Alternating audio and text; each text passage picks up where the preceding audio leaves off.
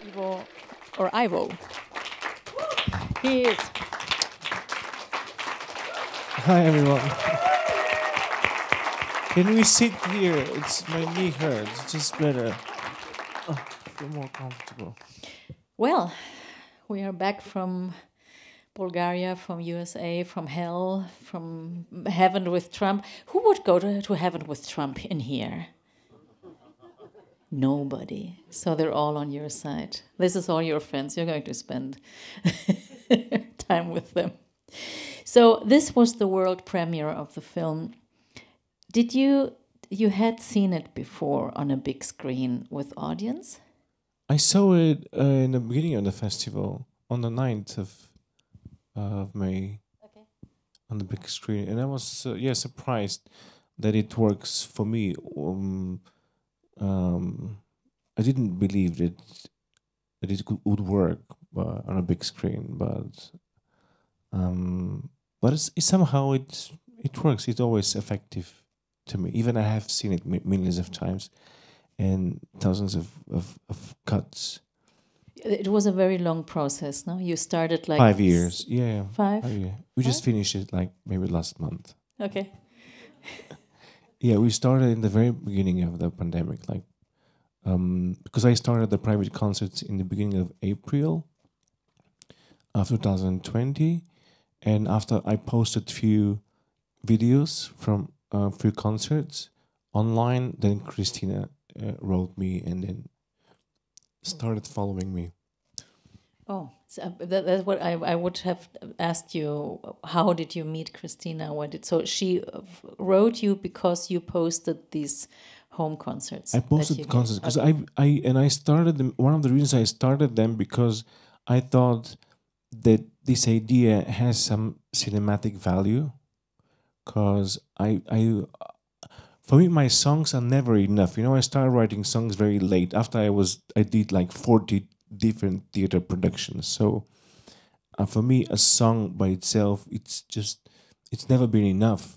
I always thought that my song has a particular context that has to have value, and I thought if I need to always create different contexts for my songs, and I thought this is a great. Have each house, it's so unique and so personal that my song will feel and have completely different sense in different kitchens, different bedrooms or bathrooms or basements. So the same song has different value, different meaning, probably. And it also changes. It changes. It changes because it interacts with the people, with a dishwasher, or with the with the pancakes or the banitsa around that people have prepared. So it's always so different that it will never get boring, and just adds different layers of dramaturgy to the song, the meaning, and I just thought that there is some cinema there. I know nothing about cinema, but I thought that this idea can be cinematic, and but it was just in my head. I didn't know that it has somebody will believe in that. But after I posted a few videos, and the videos were not just me singing, but how I go in the people's houses, how I enter the home, how I interact with the environment, with the people, and then she saw it, because obviously she was following me online, and then she was like, "Can we please make talk? We need to talk. We need to talk seriously." Ivo, and then I was like, "Oh, this is a great idea. It can be a great promotion for my music." It didn't go in this direction at all. She started insisting to go in very personal, and I was happy to go personal. I was like, yeah, I'm a very extrovert person, so for me there's no, but there was a tendency that I saw that she wanted this to be like the main thing, and then our fight started, and it was very interesting that for 5 years, she wanted the personal things and I wanted my work, and we had to meet somewhere in the middle. So I don't know how much it's balanced now. For me, it was very important that it's balanced, and everything personal also mirror is reflected in my work, or my work kind of is a reflection of the personal or political, social um, stuff that I'm going through, or people around me are going through. Yeah, I mean, it's always this, if a documentary filmmaker meets an artist, then you, you kind of, you get into, Hell. it's like You're bullfighting, going I hell. guess, no? It's like, it's like you have to kind of, yeah, it's like boxing or bullfighting or... They were worrying her. They told her, "You don't go there. You don't do this with him. He's the most difficult. It's gonna be very hard, impossible." But she didn't. Yeah. And the last Q&A we had, you couldn't be here, but the director of photography was here, and he told us about how that the first filming, the Christina, the director, was in the States, and she kind of talked with him what she wanted him to film, and then he would go with you into all these places. How was it for the people? Did they know up front that there was a camera team being there and coming into their homes? And how was that? I warned them. Because I always had my assistant filming anyway, or a lover, or a boyfriend, but sometimes just an assistant, a friend, and they knew, and they kind of also liked it. It made them also feel more special. They were already feeling special because, I went there. They have this thing happening. Some of those families, they haven't seen anybody for a month or two. They've been just closed, and I'm the first person entering their house. And so for them, they didn't care that there was a camera. They didn't care about it. They just wanted to have something happening on that level, and seeing and hearing their favorite songs of me in their living room or their kitchen. So they were so excited. They didn't care so much. Probably they would react more. They would be more reactive if there was no cameras there. Sometimes I felt people were too shy to react or to do anything. Which is good maybe for cinema.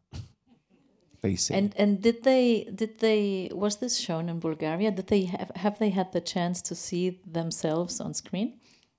I posted regularly. I think one of the reasons people were it became viral. People to invite me to their house. I did 400 concerts, or maybe more. Sometimes 3 per day.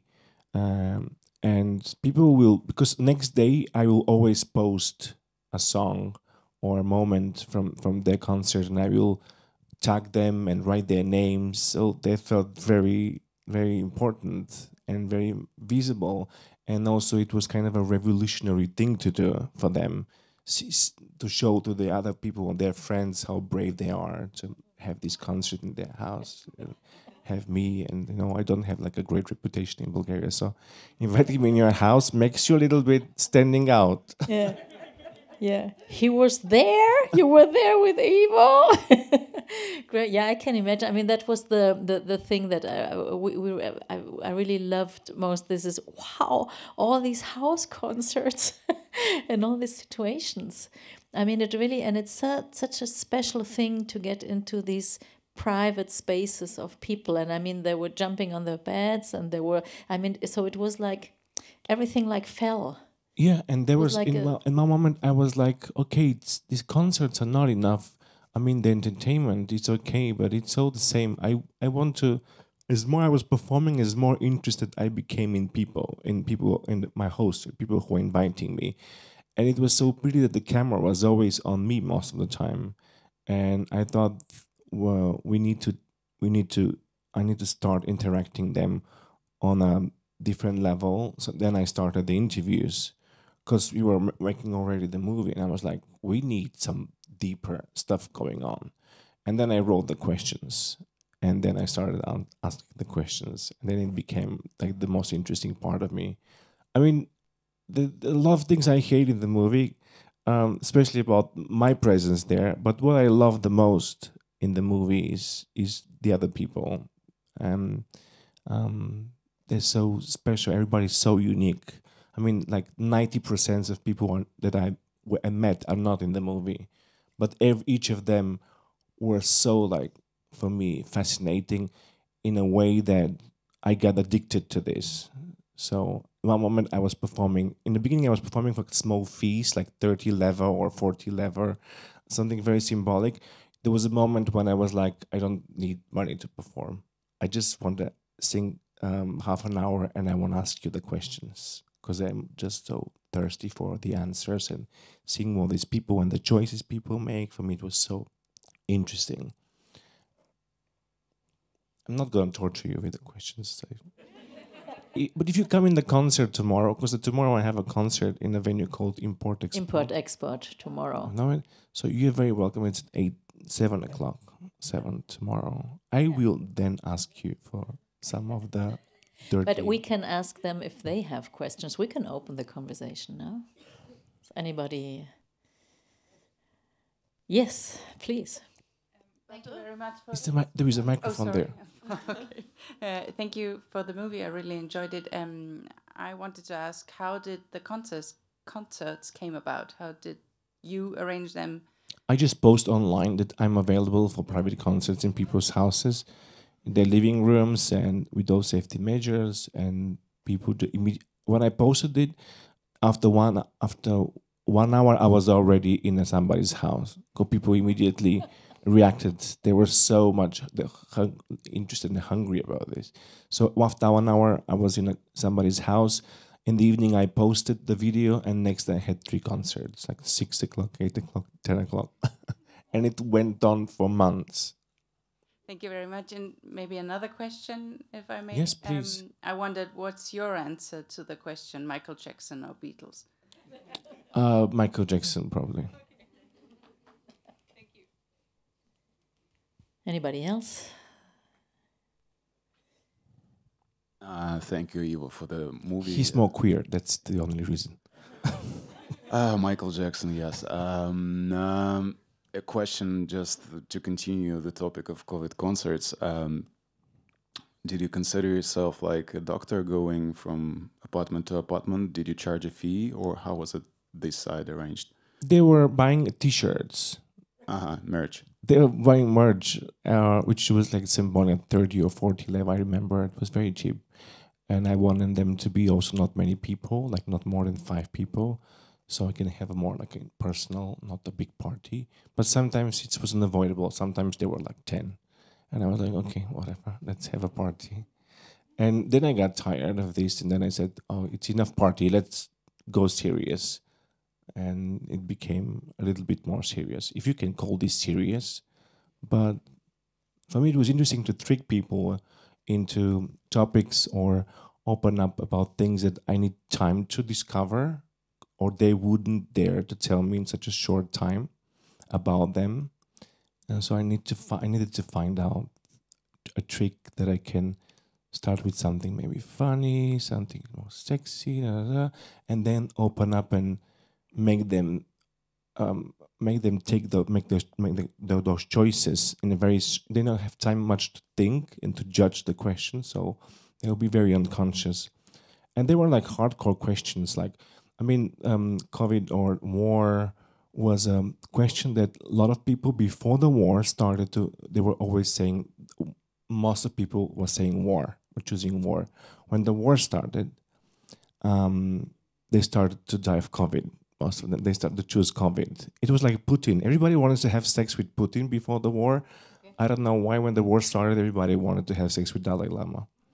It was so things like shifted a lot.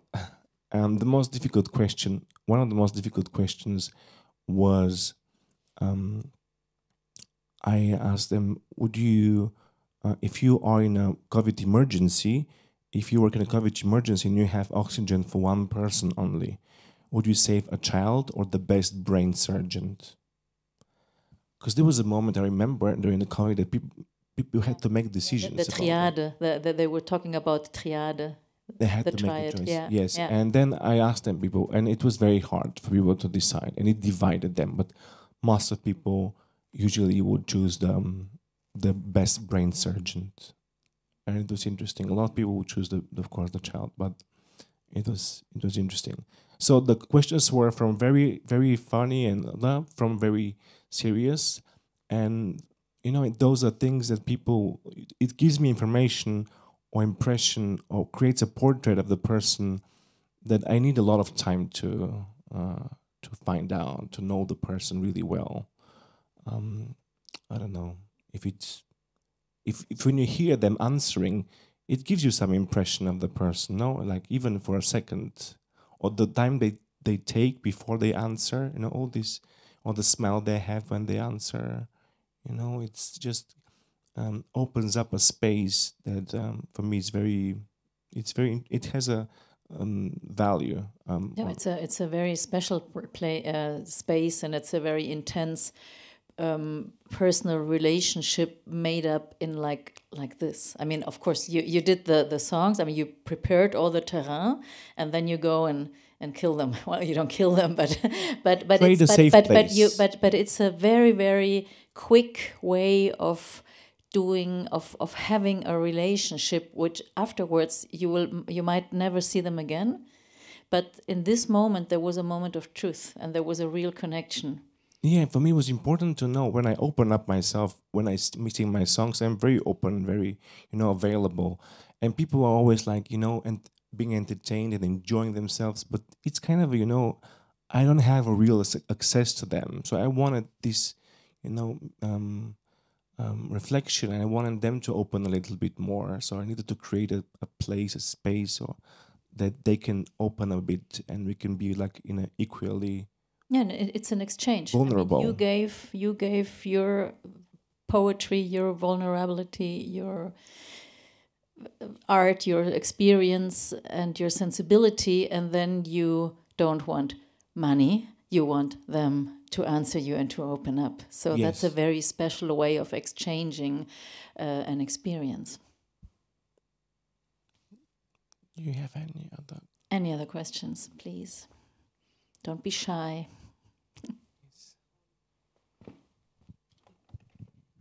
Do you have many fans in the States? Because I saw that you were in the US also. And how long more do you want to do this home concert, or you are done with it? I just did them for during the pandemic, when I was not allowed to have normal concerts. And but in the States, I had audience because I performed in many festivals in New York, and I had concerts in LA 2018, 2019, in Los Angeles a lot. And so I had like a small fan base, New York and LA. So when I was decided to move there and to organize, I just announced them online, and most people who know me as a contemporary artist or like a songwriter, they would just say, "I want a concert." Do you come from the ballet, from body work? From Bollywood. Singing and dancing. I come from experimental theater. I was in experimental theater school when I was a teenager, and then I studied contemporary theater when I was in Amsterdam later. But I come from very experimental theatrical, background, which includes music, dance, theater, but but not a theater that is based on a play. It's everything I create myself, the dramaturgy, usually. And that's my background. That's why when I started writing songs, it felt like a very small space, and I always had to create some context for it, for my songs, because they were never enough by themselves. Though many people think that they are, but having so much a huge theatrical experience and experiment and loving to experiment and and create weird formats. Mm-hmm. A song is such a small space for me. Mm-hmm. So you create the stage for the song every time. Yeah. And I understand. people's homes felt such a beautiful, personal, unique stage every time. Absolutely, because no home was like the other. No way. Questions? Now it's your chance. Yes, please. The microphone is coming. You can shout.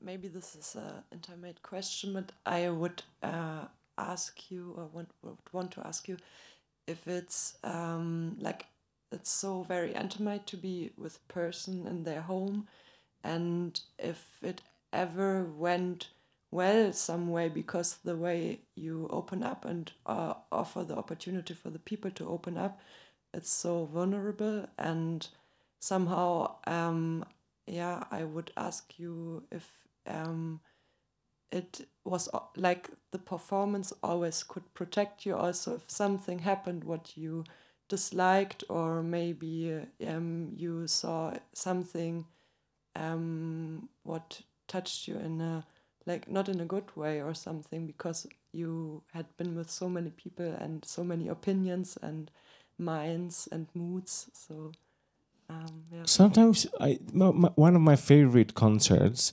was when a woman that was like probably maybe 40 years old, 50 years old, and she wanted to give a present to her 16 years old son. But the 16 years old son, he didn't have an idea about me. It was his birthday, so he invited his classmates in his home. They never had idea who am I or whatever, neither. And then I appeared there with my assistant and with my keyboard and my songs. And it was very weird. I have this on a video somewhere, but it's not in the movie, unfortunately. I'm in the living room singing, and they are all together in the kitchen, so it's an open space. And they're all with their backs to me, talking to each other, their things, and nobody was looking at me. And I was performing for half an hour. Nobody dared to turn and look at me. They were all very busy talking, just really afraid of what's going on and trying to kind of to create a barrier, invisible barrier, a wall. And they felt so disturbed in their privacy, their stories, their life, everything they care about was disturbed by this uncle there singing in a weird way some weird songs. And the mother was so happy, so she was the only one who was listening and being enthusiastic. But it was such an awkward, absurd, extremely theatrical experience that I loved it. But it was like a film by itself. Yeah, you didn't play heavy metal then for them. No, just singing my stuff, but they couldn't relate like at all. They were so disturbed, afraid, and it was beautiful. Yeah, it's very embarrassing, no, for them. They were so embarrassed, yeah. Of course. But that's the only negative experience.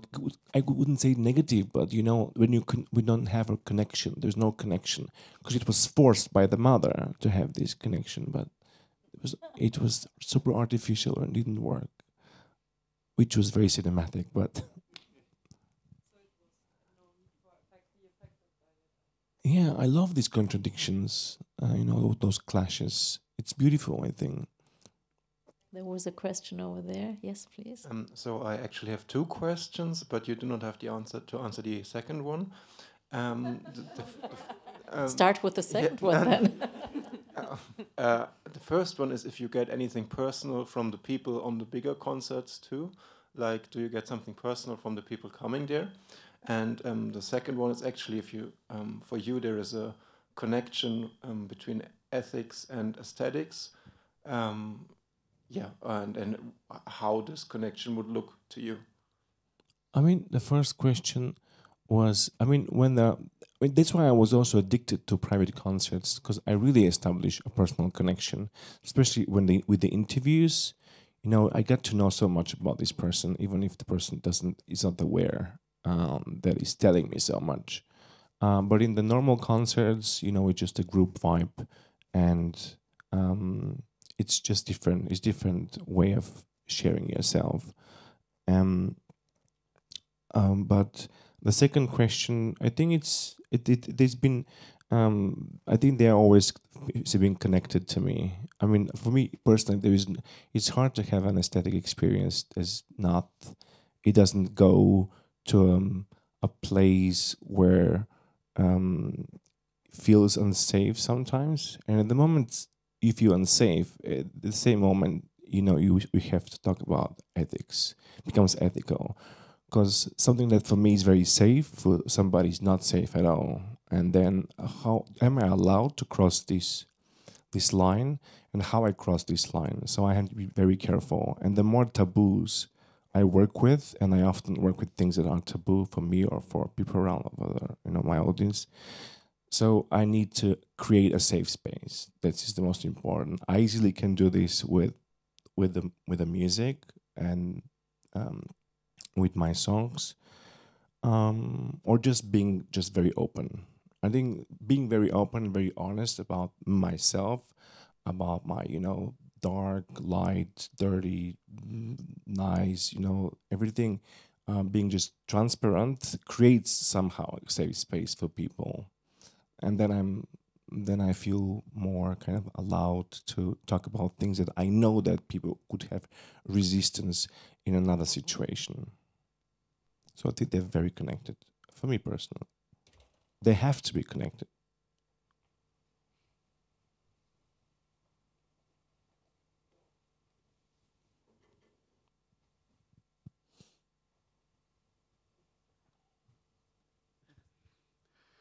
Okay, about safe spaces. There was one situation in the movie where I asked myself very seriously, well, there is a space which was certainly not very safe for you, but you had the control of the mise en scène, probably with the director, and that was when you put figures as your parents into the movie. And I was rather doubting, these parents look very good in the movie, they're nicely cast, and when I tried to read the credits, I found Adimchova and Adimchev as in the film. So you leave me a little flabbergasted. Are these two persons your parents, or are they not? And with the credits, you really challenged me to ask this question. Of course they are. Wow. Of course they are my parents. Yeah, but I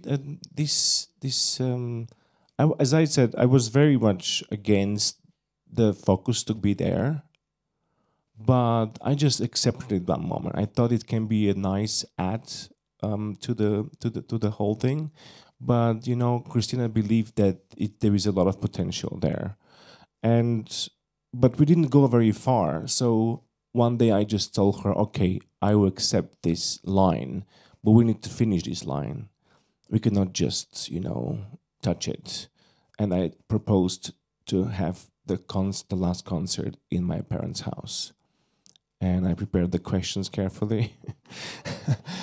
And how did your parents react when you proposed it? Or I think this conversation would never happen if the camera was not there. I think I knew that I can talk to them about things that they wouldn't dare to talk to me, or they would just leave the room, or it will never happen, this conversation.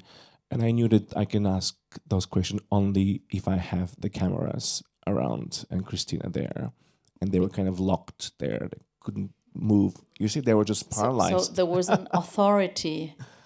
So the camera and the fact that this was a film and this was something serious was an authority where they said, okay, then we have to take... Yeah, we have to stay here. Okay, and answer. And answer the questions.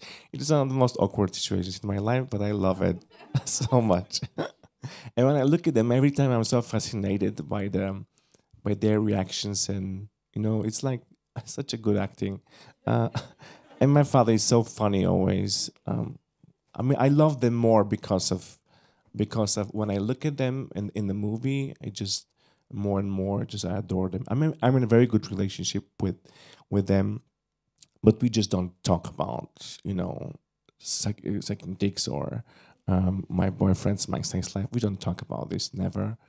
I tried to touch it, and it became very absurd and funny. I never talked about the sex life of my parents with them or my sex life. So I mean, I don't think it's normal to talk with sex with their parents. Most of the times, it's not. I have friends that they do. And for them, it's very normal. In my family, it's very difficult. No, I've tried. For example, I would say to my mom sometimes, "I'm fucked up. I broke up with my boyfriend. I'm so depressed," and then she would be like,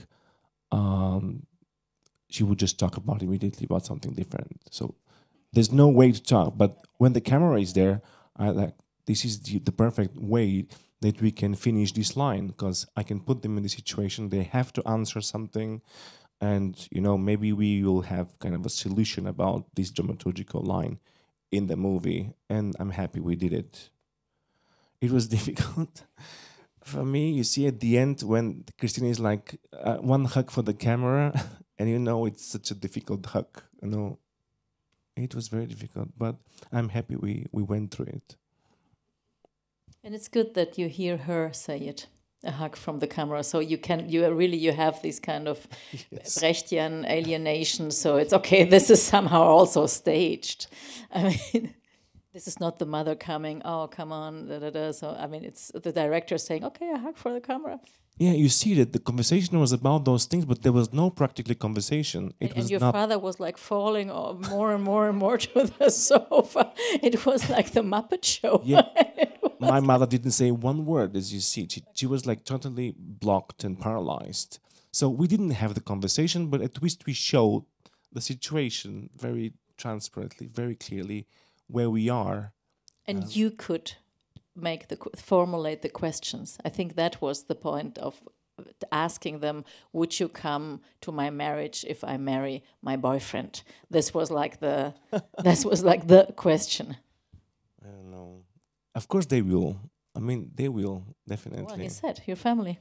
Yeah. We love each other. I see them every day almost. We eat together. It's nice. But we needed some drama. And Christina was, "This is the drama we got there." And I was like, "No, this is so banal." But it's still beautiful. Well, every banal thing has some deep abyss somewhere. Yeah, I'm just like tired of watching movies about family dramas. And I thought, are we making just another one? I can't believe this. I'm a unique contemporary artist. You cannot put me in this box. But I survived somehow. Well, and for everybody who wants to see the contemporary artist tomorrow at 7. It's a very non-contemporary concert. Well, it is a concert at Import-Export, and it's going to be great. Yes. You're very welcome. You're going to hear properly. One of the things that I tried to learn and to accept in this movie was that I have many of my songs like sung in a very awkward, like non-perfect way. And you can come tomorrow and hear them properly sung if you are interested in. And many others, of course. And I will sing you tomorrow some of my new Strauss dirty songs. Oh, wow. Okay, well, that's a promise. Thank you very much.